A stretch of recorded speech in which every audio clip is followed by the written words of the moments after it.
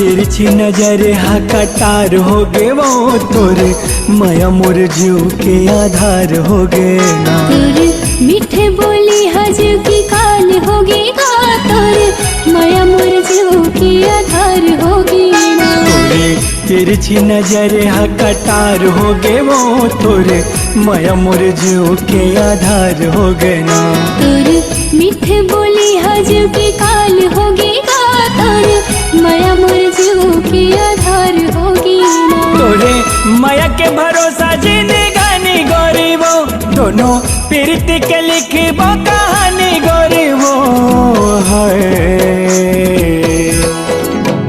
तोरे मीठे बोली हजू की काल होगी गा तोरे माया मोर जीव के आधार होगी ना। तोरे तिरछी नजर हा कटार हो गे वो तोरे माया मोर जीव के आधार हो गे ना।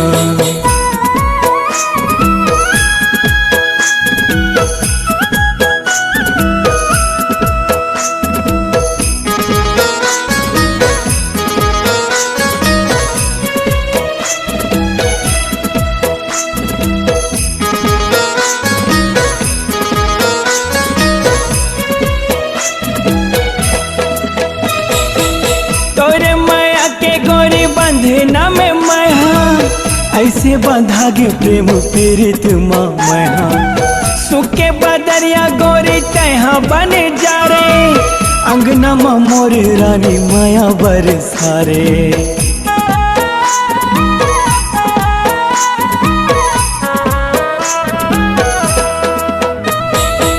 तोरे माया के गोरी बंधना में मैं ऐसे बंधा गे प्रेम पीड़ित मैं सुख के बदरिया गोरी तहा बन जा रे अंगना में मोर रानी माया बरसारे।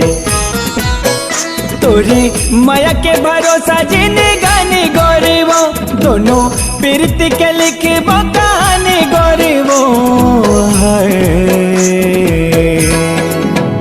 तोरे मीठे बोली हजू की काल होगी गा तोरे माया मोर जीव के आधार होगी ना। तोरे तिरछी नजर हा कटार हो गे वो तोरे माया मोर जीव के आधार हो गे ना।